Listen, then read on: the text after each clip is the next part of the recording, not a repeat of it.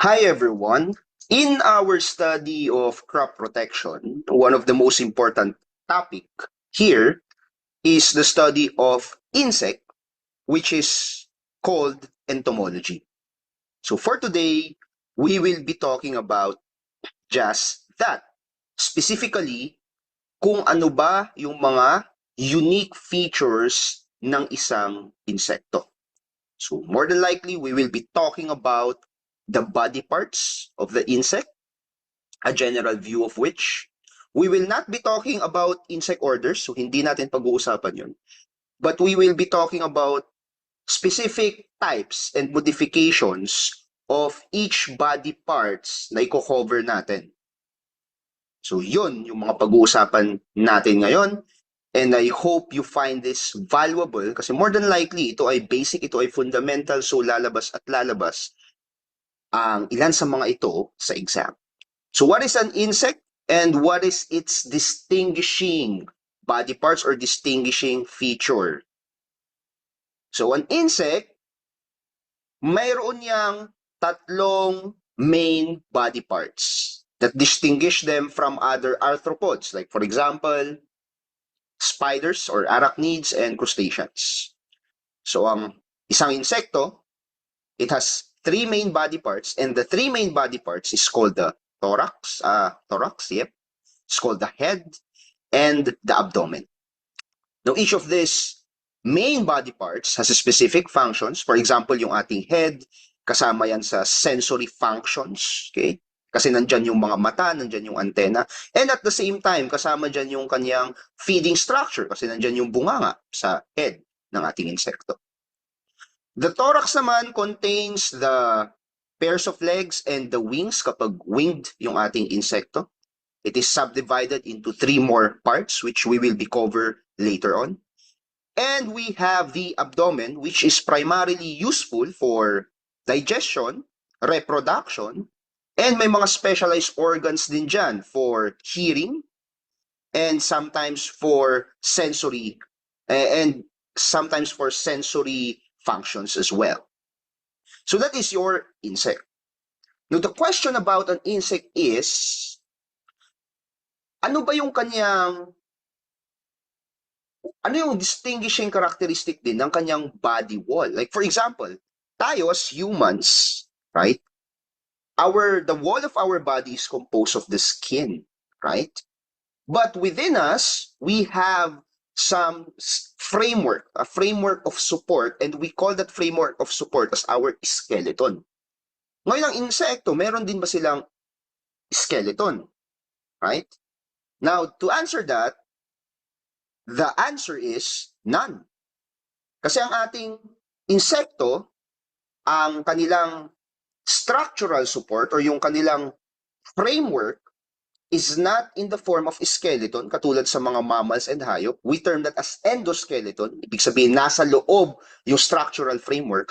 But rather sa isang insekto, nasa labas po yung kanyang support, yung kanyang structural framework. And ang tawag naman doon is exoskeleton. By the word itself, exo, X means outside of. So the the structural framework is found outside of the body. And kaya napakahalaga yung body wall ng isang insekto. So before we move on to the major parts, let's talk about the insect body wall first. Now, the insect body wall, yung parang, let's say in analysis lang, yung parang pinakabalat niya, yan na rin yung nagpo-provide sa kanya ng structural support. And it has the following parts. The very important part is what we call as the epidermal cell or the epidermis. Yan yung isang single layer. These are cells, okay? They are situated below what you call as your cuticle. So ano ba tong cuticle na to? Yan yung matigas na part ng hayop. May mga subdivisions yan. We'll talk about it later on. Ano yung pinaka-gamit ng ating epidermis? The epidermis is responsible for secreting yung ginagamit ng ating cuticle para tumigas. Okay? So active ang role ng ating epidermis or ng ating epidermal cell because it maintains the cuticle, and kapag may damage yung ating cuticle here, kapag nagkakaroon ng damage yan, active ang epidermis to do the repair. So that is, the epidermis is situated below your cuticle. What is the cuticle? Ang cuticle, walang cells dyan. Okay? So it's a non-cellular layer. Galing saan yung cuticle? Galing siya sa epidermis. Okay? And this is the area kung saan nagkakaroon ng tough outer exoskeleton, yung insekto. So this is the main tough component of the insect's exoskeleton. And there are several layers in your cuticle. We have the epicuticle. So yan yung pinaka outermost layer. This contains wax, okay? Wax and some form of fats or lipids. Ano yung pinakagamit niya? It prevents water loss and provides protection from external chemical agent. So kung bakit shielded yung ating hayop, for example, against insecticide, it is because of the epicuticle. At the same time, yung epicuticle, it prevents water loss, okay? And it helps insects resist yung tinatawag nating desiccation or yung paglabas ng tubig sa kanyang katawan. And that is very important in surviving in different kinds of environment. Now, below your epicuticle, you have your exocuticle. The exocuticle, yan yung pinakamatigas na layer ng iyong cuticle. So this one provides rigidity to the exoskeleton. Itong exocuticle mo, naandyan din yung tinatawag nating chitin. Okay? So the exocuticle contains chitin that is hardened or that is sclerotized. Meaning, the chitin here has undergone a chemical process that makes it harder and more resilient. So if you took an insect and nilaro mo yung kanyang exoskeleton, you will notice that the exoskeleton is hard. Now, the primary layer in that hardness is what we call as exocuticle. Below your exocuticle, naandyan naman yung tinatawag nating endocuticle. The endocuticle, however, is somehow softer than your exocuticle. So ito yung innermost part of the cuticle. And this one is softer, and this one is more flexible compared to the exocuticle. Meron ding chitin dito sa endocuticle na to. So there is still that substance called chitin. However, the chitin here is embedded or nakapaloob siya sa isang protein matrix. Kaya naman medyo flexible yung ating endocuticle. This part is not hardened, okay? The endocuticle part is not hardened. It is not sclerotized kasi ang primary function niya is to allow the insect to move. So yun yung importance ng ating endocuticle. Below your epidermis, we have the structure called basement membrane. And what is the basement membrane? Yan ay isang thin, it is also a non-cellular structure na nasa baba ng epidermis natin, which separates now the internal tissues of the insect from its body wall. What is its purpose? Ang purpose ng ating basement membrane ay mag-provide din ng structural support and at the same time, i-regulate niya yung exchange between substances between your epidermis and the internal tissues of your insect. So kumbaga, ito yung ating boundary. So the basement membrane is the boundary that allows the exchange of substances between yung tissues or yung internal organs ng insekto and the epidermis. So that is a brief discussion on the insect body wall. Simulan na natin. doon sa main body parts of the insect. Particularly, let's start off chronologically. Chronologically, tama ba? No. Let's start off with the head, of course. So, when we talk about the head, hindi natin maiiwasan na pag-usapan yung tinatawag nating different head orientation types. Now, insects have different head orientation types, and primarily that is categorized into three. The first one, we call it as the hypognathous head orientation. Hypognathous orientation means yung mouth part niya, so yung mouth nito, they are directed downward, nasa baba. This kind of orientation ay very common sa mga insekto that feeds on surfaces below them or sa mga dahon, for example. So, classic example nito is we have the grasshopper. Yung downward-facing mouth part na to, they are well-suited for chewing plant material or feeding on substances directly sa baba ng kanilang body part. So, that's hypognathous head orientation. There is also what we call as opistognathous. Sa opistognathous naman, yung kanyang mouth part ay directed backwards. Okay? So, nasa palikod. So, it was directed backward the insect body. Typical ito sa mga true bugs ng mga insekto natin like cicadas and aphids. Yung mga may type na piercing sucking mouth part. So, later on, pag-uusapan natin yan.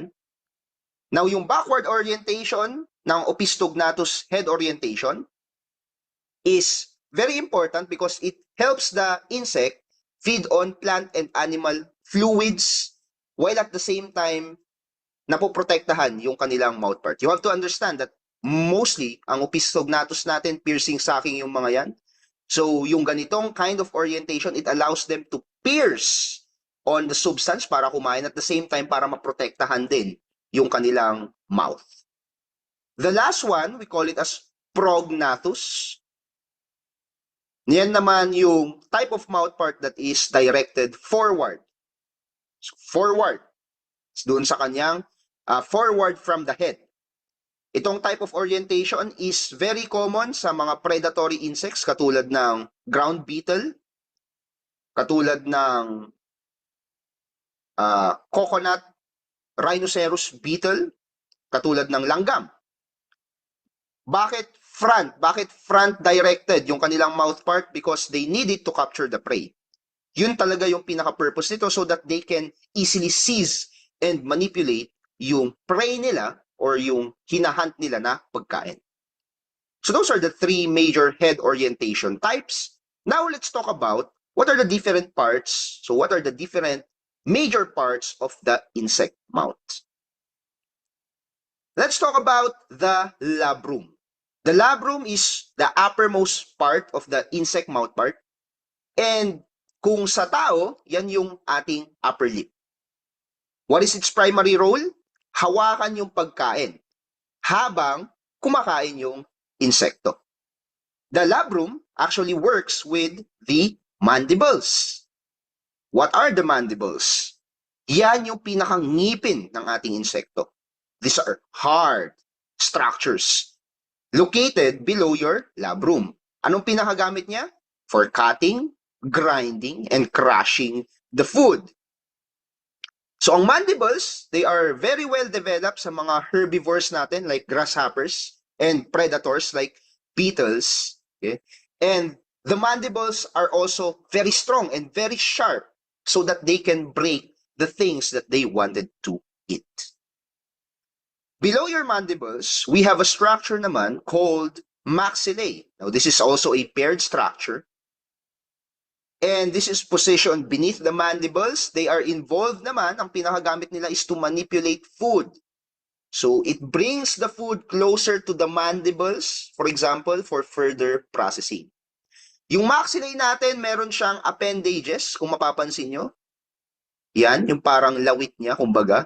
And we call those appendages as pulps. Ano ang gamit ng pulps? The pulps is involved in tasting the food before ingestion. Ang tawag sa pulp na nasa maxillae is called maxillary pulps. It helps the insect to evaluate the food, yung quality ng food, yung suitability ng food, bago niya ito kainin. The last part or kung meron kang labrum na upper lip, meron ka rin namang labium na lower lip.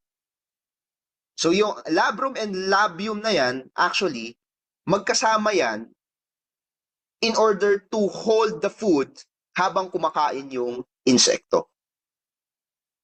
What is the use of the labium? Still, for holding the food. So that's one function. And at the same time, meron din siyang pulp. Okay? And ang gamit niyan is for sensory function. Kapag yung pulp ay nasa labium naman, we call that as labial pulp. Okay? Kanina dito, maxillary pulp. Kapag nasa maxillae yung ating pulp. Whereas kapag nasa labium naman, we call it as the labial pulp. Now, another part which is not included here is what we call as the hypopharynx. Hypopharynx.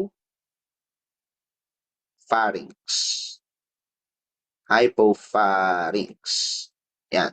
So, what is the hypopharynx? Yan yung pinakadila ng ating insekto. The hypopharynx is positioned sa gitna ng bunganga ng hayop.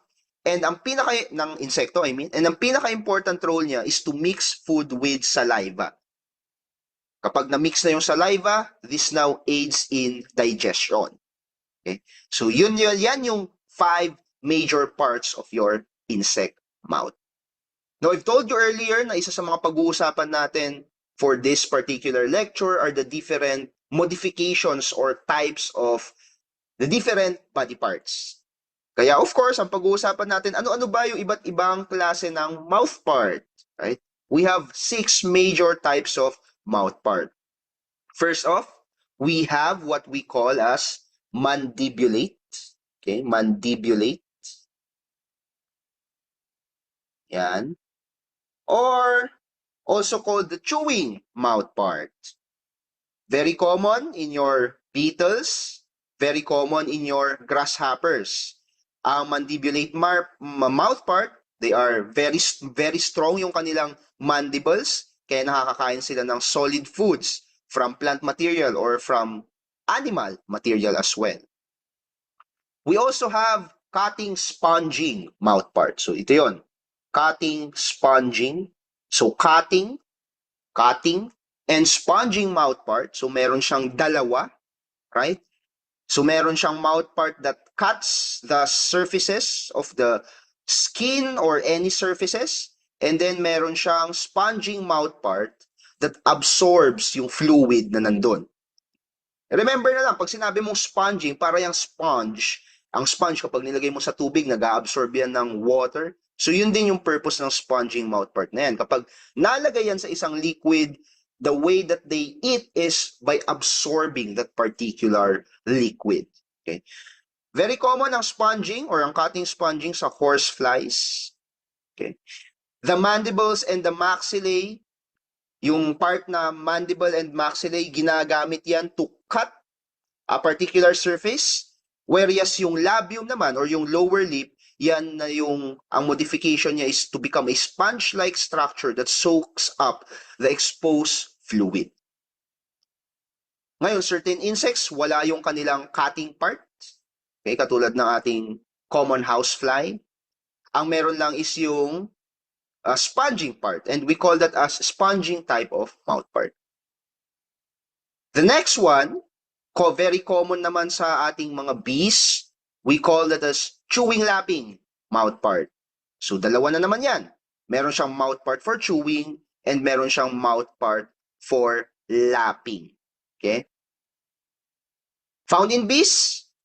So bakit kailangan ng bees ang chewing lapping mouth part? Because they need to chew the solid materials, like for example, pollen, and kailangan nilang ilap, baga parang dila-dilaan yung liquid part naman, yung nectar ng bulaklak. The next one, we have piercing sucking. So this one, piercing sucking. So as the name suggests, it is a mouth part that pierces. Tumutusok, parang injection kumbaga. Pagkatusok, The insect will now suck the fluid, or they will now suck the blood or the plant sap naman kapag yan ay sa halaman. Very common ang piercing sucking sa aphids and at the same time sa mosquitoes. Right? The last one, the next one, we call it as the siphoning naman. Siphoning mouthpart, which is very common in your butterflies. Right? Now, for the siphoning mouthpart, nagkakaroon ng tinatawag na proboscis. So, this is the structure. Okay? Proboscis. Ito yon. And ano yung purpose ng proboscis na yan? Para siyang straw, kumbaga. Kapag hindi ginagamit, yan ay naka-coil up. And then kapag gagamitin na to reach deeply into the flowers to access the nectar, then lumalabas at humahaba.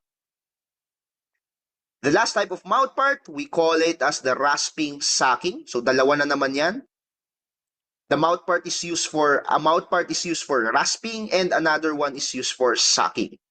Usually, ang rasping sucking natin are found in your thrips. So ginagamit ng thrips, for example, yung kanilang mouthpart to scrape off. So parang gasgasin yung plant surface para ma-break yung cell. And then, after breaking that cell, they will now suck the nutrient-rich fluids there. So yan yung six major types of mouthparts in our insects. So we're done with mouth. Let's now move on to another part of the head, another important part of the head, which we call as the antenna or antennae, right? The antenna has three major parts. We have the escape. Ito yung basal na segment ng ating antenna. This one is, yung escape, yan yung segment that is directly connected to the head. It allows the antenna to pivot and rotate. Now, dahil ang scape mo, yan yung base part ng iyong antenna, yan din yung pinakamakapal. So, it's the thickest and it is also the strongest part of your antenna. The other part of your antenna is what we call as the pedicel. What is the pedicel? The pedicel is the second segment of your antenna. So kung ang scape yung first segment, ang second segment niya, we call it as the pedicel. It contains a specialized sensory structure. So itong pedicel na to, meron siyang specialized structure called the Johnston's organ. Johnston's organ. Ano ang gamit nitong Johnston's organ na to? For sensory purposes din. It detects vibrations, it detects movement of the antenna, providing now the insect kung ano yung nangyayari sa kanyang environment. So that's your pedicel, the second segment of your antenna. The last one, we call it as the flagellum. So yung flagellum, maraming segments yan, but the important thing here is that the flagellum is the longest part of the antenna. Okay, so yung nasa outermost, let's say, outermost part of your antenna, pinakamalayo from the head. Okay. What is the use of the flagellum?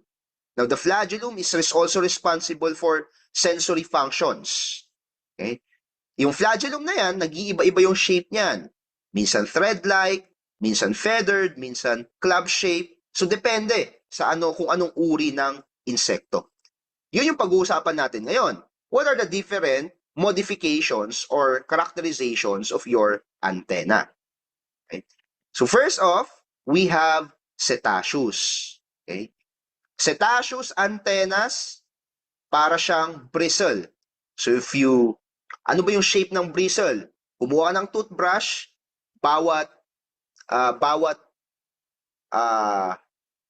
yung brush na yon, bawat pointed structure ng brush niya, yun yung bristle. Okay? This type of antenna is found in your dragonflies. Okay? How about filiform? So, filiform. Ang filiform naman, meron siyang similar size segment. So pare-parehas yung sizes ng kanyang flagellum, for example. Parang thread ang filiform. So if you're going to describe it, it's like a thread. So it's thread-like. Ang filiform naman is typical on cockroaches. Cockroaches naman ang may filiform antenna. The next, we have moniliform. So yung kapatid ni filiform, we have moniliform. Kung ang filiform mo is thread-like, your moniliform naman is beads. So para siyang beads. Oh, circular connected segments. Okay, so bead-like naman ang moniliform.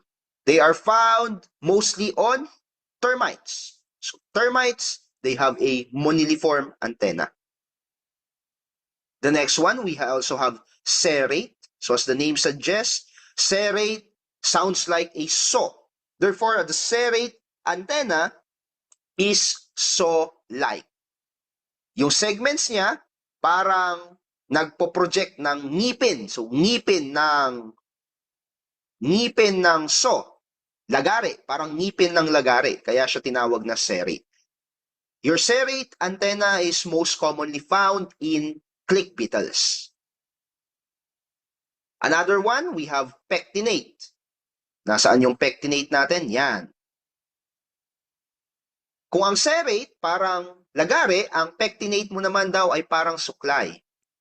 So the pectinate is comb-like. Okay? Yung mahahabang segments niya dito, para siyang ngipin ng suklay. Kaya siya tinawag na comb-like. Now, pectinate antenna is most common in fireflies. We also have clavate. Kung saan, dun sa tip portion niya, parang nag-enlarge, naging clubbed. Okay? So it is clubbed.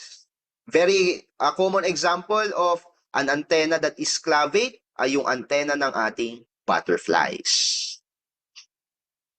Next, we have lamellate. Ang lamellate mo ay parang maluwang na plato. So therefore, it is called a plate-like structure. Ito, pwede siyang mag-expand and pwede rin siyang mag-contract. Parang fan, okay? Para siyang paypay, kumbaga. So, yan naman yung lamellate na antenna natin. These are commonly found in your scarab beetles, lamellate antenna. Meron din tayong geniculate. So, this one, which looks like your siko or parang elbow, right? So it can bend, or it can angle between the segments, forming an elbow. This kind of antenna is commonly found in your ants naman. We also have plumose. Ang plumose antenna mo naman, they are feathery. Kumbaga parang may mga hair-like projections dyan sa kanyang magkabilang sides. And this is most common in male mosquitoes.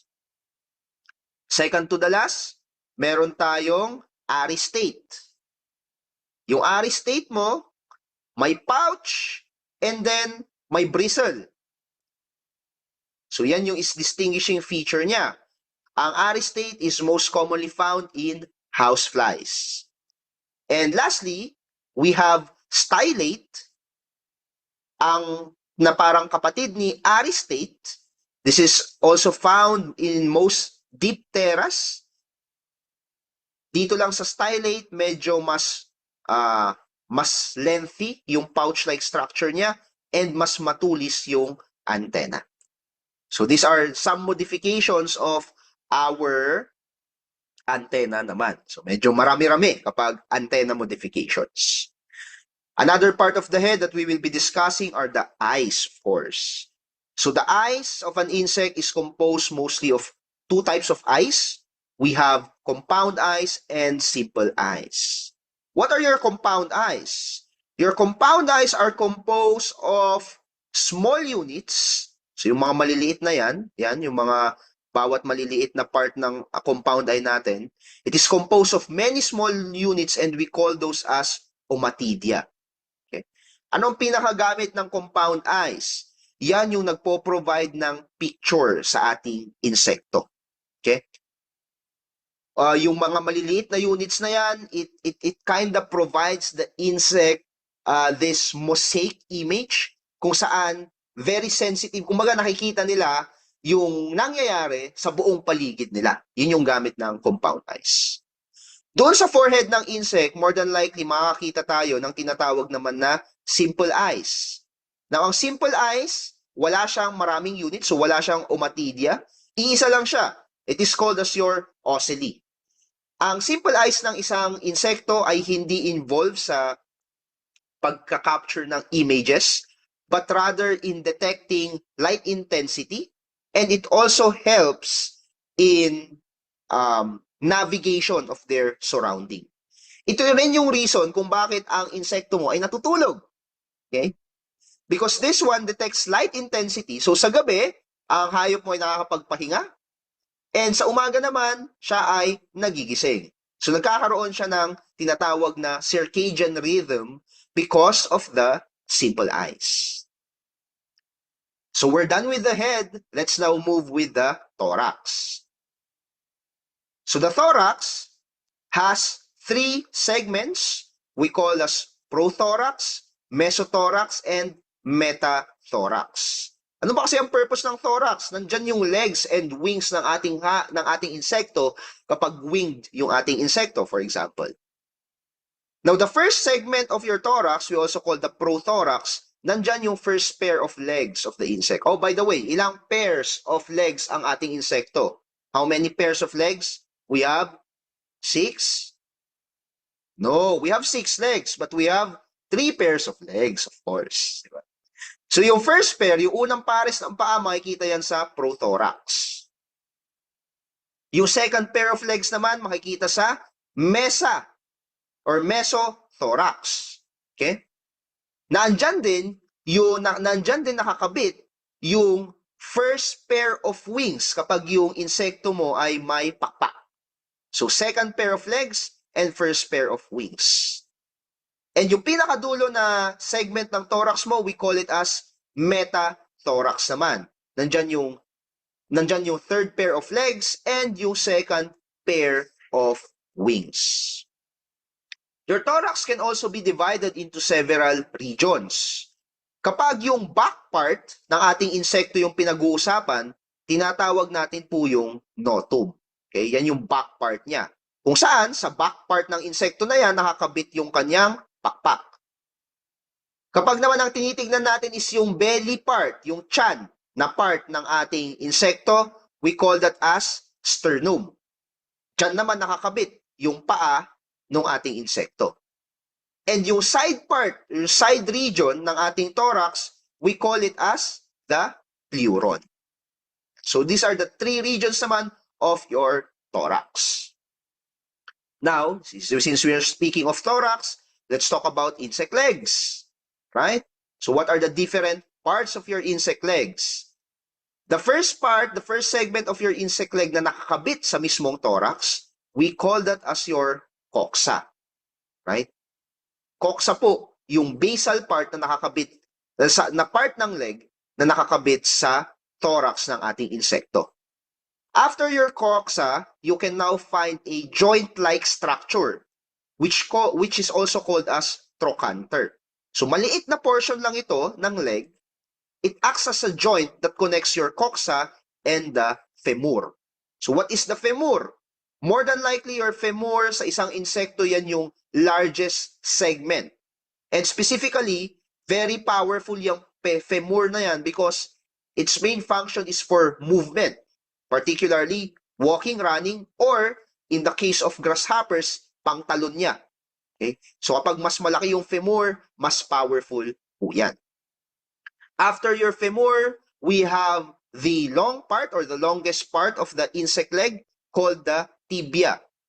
The tibia is also used for walking, for running, and for some insects, ginagamit rin siya for jumping. Yung pinakadulo, we have the tarsus. So yan yung parang pinakapaa ng insekto, yung foot part ng insekto that provides the insects with stability. Yung pinakadulo ng tarsus is the claws that allows the insect to attach themselves sa mga walls kung bakit nakakapaglakad sila kahit na horizontal yung wall. Your tibia also pala has some sort of hairs, okay? So may hair sa surfaces ng tibia natin that is also very important for them para dumikit sa mga walls and makapaglakad. So those are the different parts of your insect legs, and each insect legs, iba-iba rin yung modification yan. So may iba-ibang gamit. And yun yung pag-uusapan natin. What are the different categories or modifications of your insect legs? The first one, we call it as the raptorial legs. Anong pinakagamit ng raptorial legs? For grasping your prey. So these are strong, these are spiny front legs. Yan yung legs ng ating praying mantis. We also have cursorial legs. Cursorial legs meaning these are legs for running. So mahaba ito, mahaba yung legs na yan. They are very slender because they allow for rapid movement. Cursorial legs are found in your cockroaches, by the way. We also have fossorial. So ang fossorial legs mo naman, yan yung pang-dig ng lupa. So these are digging legs. So medyo flat yung part nito ng kanyang leg and spade-like para makapagbungkal siya ng lupa. Fossorial legs are found in your mole cricket. We also have the legs of grasshoppers. Ang tawag natin doon, saltatorial legs. Their legs is made for jumping. Kaya kung mapapansin mo yung kanyang femur, napakalaki. There's also legs that is used for swimming. And we call that as natatorial legs. Famous yan sa mga back swimmer insects or what we call, and also water beetles. Now, ang natatorial legs, medyo flat yung kanyang surface and medyo may bristle or may buhok that allows them to swim. Yun yung pinaka-function ng natatorial legs. Of course, meron din tayo yung legs ng ating honeybees. We call this forageal legs. Forageal legs, ang pinaka-purpose niyan is to carry the pollen, which are typically found in your bees. So maraming hair-like structure dyan dumidikit yung pollen, and yan yung ginagamit na part ng bee para mangolekta nung isa sa mga pinaka-importanteng harvest nila. Okay? We also have clinging legs, okay? Mostly found sa mga kuto natin. Which of course, ang pinaka-purpose niya is to hold on to the hose para hindi siya maalis, para ma-hook niya yung sarili niya doon sa hose. And lastly, we also have clasping legs. Okay? Clasping legs, these are legs that is adapted for mating. So, ang pinaka-purpose niyan ay para hawakan yung kanyang female para maging secure yung copulation or the reproductive mating of your insect. So those are clasping legs naman.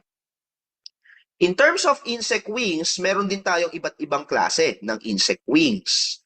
The first one, these are mainly found in your beetle, we call it as elytra. Now, elytra, matigas po yan. Alright? Matigas yan. This is the hardened part of your beetle wings, kumbaga. And ang pinaka-purpose kung bakit matigas yan ay para protektahan yung malambot na membranous hind wings. Oh, by the way, forewings pala ang tawag kapag nakakabit siya sa mesothorax. Kapag naman nakakabit siya doon sa metathorax, hind wings naman po ang tawag doon. Another wing modification is what we call as hemelytra. Ang hemelytra mo naman, partially hardened po yung kanilang wings. So may portion sa wing nila that is leathery and hard. Yan. So we call that as hemelytra. And on the base point, membranous na yung type of wings nila doon. Your hemelytra is most commonly found in your true bugs insect, katulad ng cicadas, right? So these are hemelytra wings. We also have fringe type wings, kung saan makakakita tayo ng fringes along the edges. Mostly this type of wings are from your thrips. Okay? Bakit fringe? Bakit maraming buhok yung kanilang pakpak? Para mas mataas yung surface area. And at the same time, matulungan sila sa kanilang paglipad. So fringe type wings po ang tawag dyan. We also have wings that are membranous. Kumbaga, soft and delicate yung mga pakpak na yan. Makikita mo yan sa mga bees, makikita mo sa dragonflies. Yan. Or sa, meron tayong insekto, lumalabas yan kapag may ilaw, yung, what do you call that? Basta, makikita mo maraming pakpak doon sa floor. Yan. Membranous wings po yan. Another wing modification is what we call as halter. Mapapansin yan sa ating flies, okay? Mapapansin nyo, meron silang maliit na structure sa dulo. Tingnan natin dito. Para lang mas makita natin ng buo. Oops, I cannot seem to zoom it. In anyways, so may papapansin kayo na parang area dyan, yan. So may dun sa part ng pakpak, may mapapansin kayong modified hind wings. So wala silang hind wings. May forewings sila, tapos may maliit na hind wings. Ang pinaka-purpose niyan is to serve as a balancing organ. And at the same time, ginagamit rin ito to detect body detection. Itong halters na yan, they vibrate and they also provide sensory input sa ating langaw to maintain stability and para mas controlled nila yung kanilang paglipad. So those are halters. We also have tegmina. Most common ang tegmina sa ating mga grasshoppers and cockroaches. Ang tegmina is hardened structure din, pero not as hard as your elytra. Yung elytra kasi matigas talaga, di ba? Yung tegmina, not so much, medyo leathery yung style ng kanyang pagkatigas. Okay?